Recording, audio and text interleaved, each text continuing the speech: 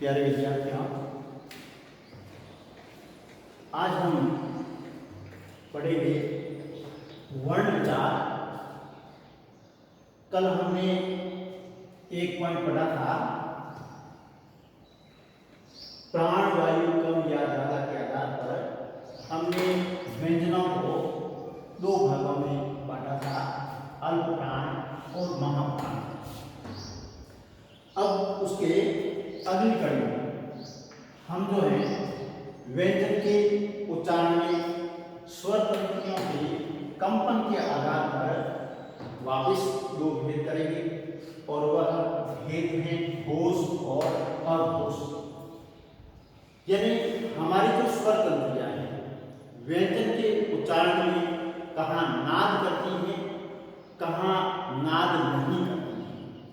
जहाँ स्वर तंत्रियां घर्षण करके वर्ण का उच्चारण होता है वह व्यंजन या वर्ण जो है वह घोष कहलाता है, और जहाँ स्वर तंत्रियां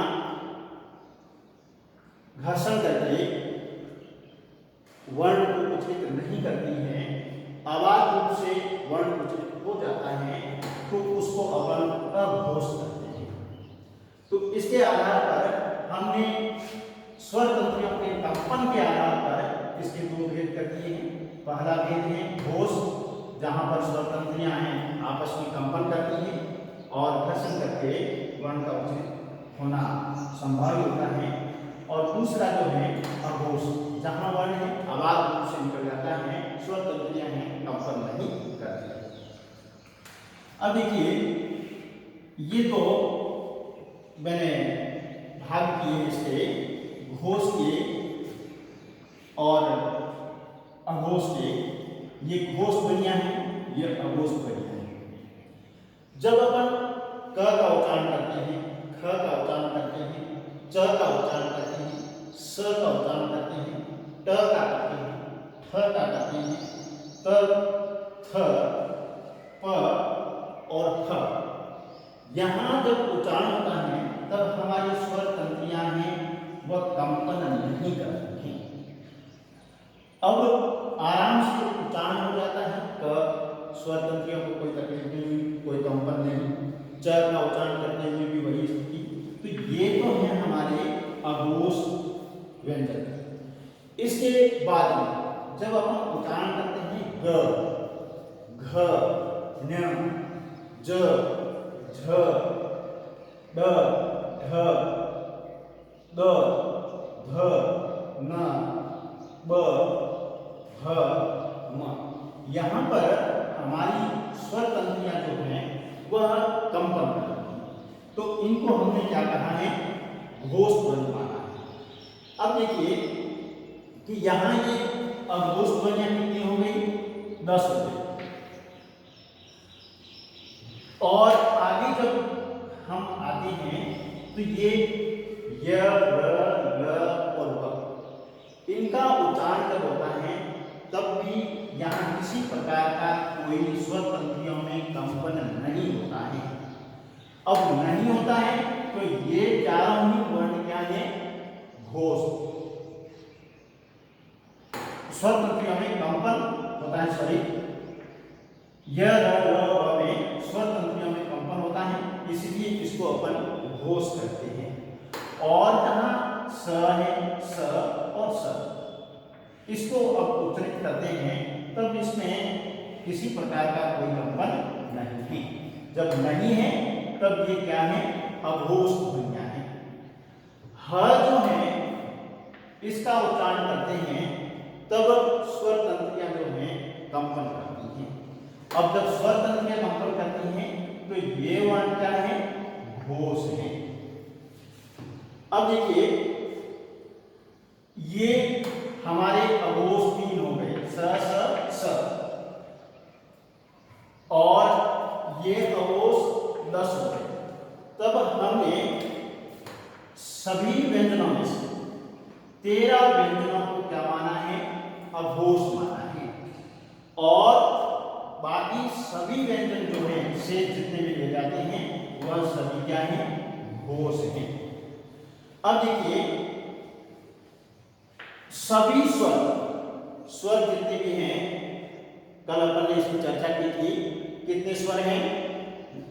11। अब 11 जो स्वर हैं वह सभी क्या हैं? घोष हैं, यानी उनका उच्चारण करते हुए स्वर तंत्रियों में कंपन होता है, इसलिए उनको क्या माना है? हमने घोष माना है। दूसरी बात यह है कि स्वर जो है अल्प प्राण और महाप्राण नहीं होते हैं। क्या नहीं होते हैं?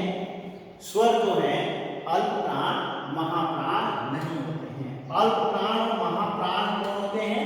व्यंजन होते हैं। इतना याद रखना है, अल्प प्राण और महाप्राण व्यंजनों में होते हैं, स्वर में किसी प्रकार के अल्प प्राण और महाप्राण की व्यवस्था नहीं है। अब देखिए, इसके बाद याद करने का इजी तरीका है कि वर्णमाला पहला और दूसरा,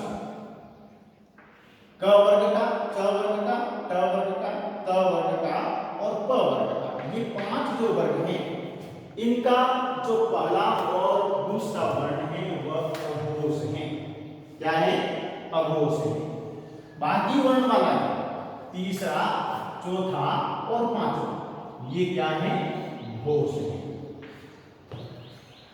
अब इसकी आगे की तीसरी व्यवस्थाएं या विशेषताएं जो हैं वो इस प्रकार से कि व्यंजनों के उच्चारण हवा के नाक से निकलने या मुंह से निकलने के आधार पर भी इनको वर्गीकरण किया गया है।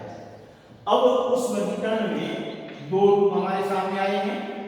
पहला है निर्गुणासिक। निर्गुणासिक किसे कहते हैं?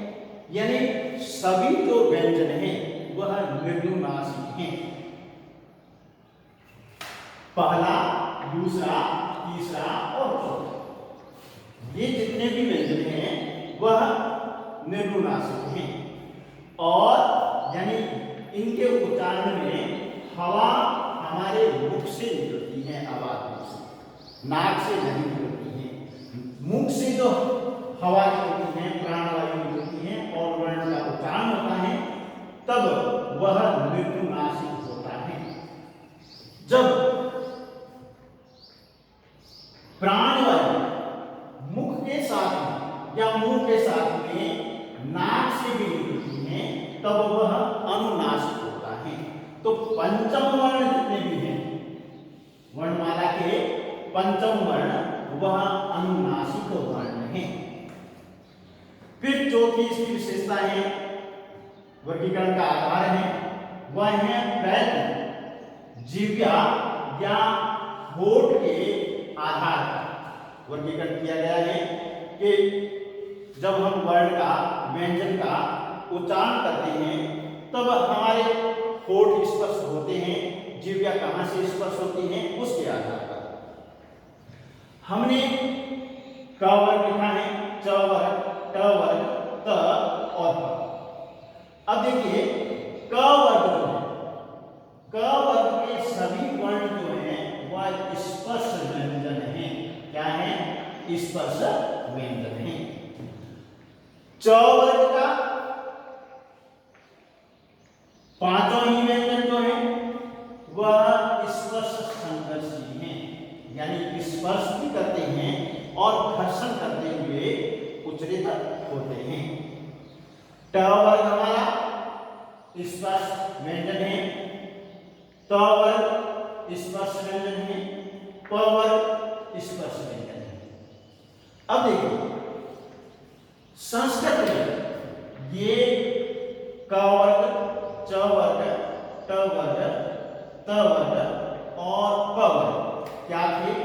सभी 25 जो वर्ण हैं, व्यंजन हैं जो स्पर्श व्यंजन थे। लेकिन अब हिंदी में जो है वह हमारा च वर्ग है, वह कुछ संस्कृत से हटते हैं और वह क्या है? स्पर्श संघर्षी व्यंजन है। कितना सजा। अब देखिए य व य व ये अर्ध स्वर है, इनको और इनको ईसत कहते हैं कि जब इनका उच्चारण होता है तो थोड़ा सा स्पर्श करते हैं। ईसत यानी थोड़ा सा, अंतस्थ और अर्धस्वर माना जाता है। तो ये दो चीजें याद रखनी है कि य और व जो है अर्धस्वर है, दूसरा अंतस्थ स्वर भी है और ये ईसत भी कहलाते हैं। फिर हमारा रह जाता है र। र व्यंजन जो है वो प्रकंपित है, लुंठित है। ऐसा आभास होता है कि जब र की ध्वनि अपन उच्चारित करते हैं तब स्वर तंत्रियां कंपन करती है, प्रकंपित होती है, र घर्षण करते हुए, कंपन करते हुए उच्चारित होती है। और जब हम इसका उच्चारण कर लेते हैं तो ऐसा लगता है कि ऊपर से गिराया हुआ सा व्यंजन रहता है, इसलिए लुंठित है। फिर आता है हमारा ल व्यंजन, और ल जो है पास लेते हैं, यानी इसका उच्चारण स्वर तंत्रियों के पीछे से पास उच्चारण होता है। फिर स स स और स, ये हमारे स्पर्श और ऊष्मा व्यंजन हैं। कैसे हैं? चारों ही। एक तो स्पर्श है और उसके बाद में ये है ऊष्मा व्यंजन। फिर हमारे दो और व्यंजन रहते हैं जिसको अपन ने पहले कहा था द्विगुण व्यंजन। इनको अपन द्विगुण व्यंजन भी कहते हैं। र और ढ, इनको उत्सिक्त कहते हैं, ताड़न का कहते हैं। ये अपन ने कल चर्चा कर ली थी कि क्या होता है। देखिए, ये जो दोनों ही वर्ण हैं ये संस्कृत में नहीं है, ये किसमें है? मात्र हिंदी में ही है। संस्कृत में इनका कहीं लिखित रूप नहीं मिलता है।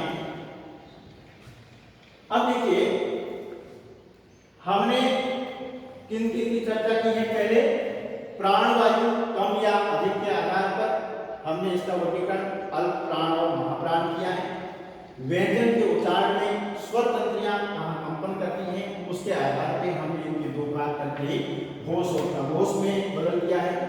फिर हमने व्यंजनों के उच्चारण में हवा का नाक से निकलना या मुख से निकलना, उसके आधार पर हमने इसके दो भाग करके निरुनासिक और अनुनासिक कर दिया है।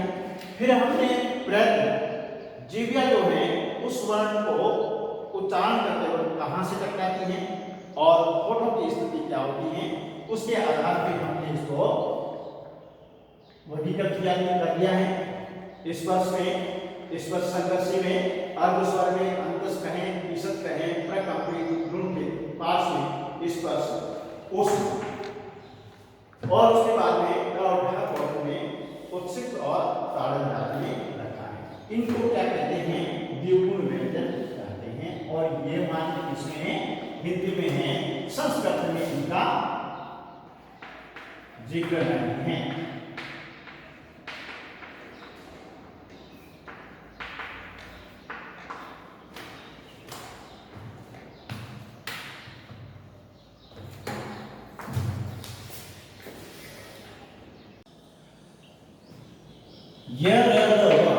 ये चारों जो है संस्कृत में अंतस्थ थे। हिंदी में य और व अंतस्थ है, ड और ढ हिंदी में व्यंजन है, संस्कृत में नहीं थे। ये तीन चीजें हैं, ये याद रखिए। फिर पांचवा जो हमारा वर्गीकरण है वह है उच्चारण स्थान के आधार। कवर, चवर, टवर, तवर, पवर।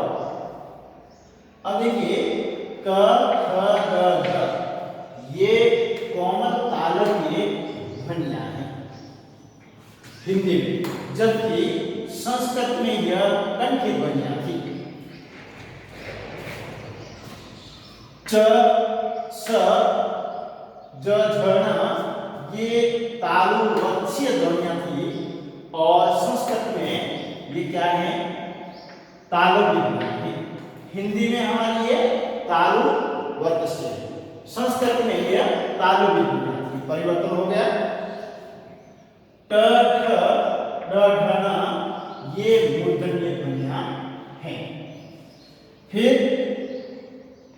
त थ द ध न ये दंत्य ध्वनियां हैं, और प फ ब भ म ये ओष्ठ्य ध्वनियां हैं।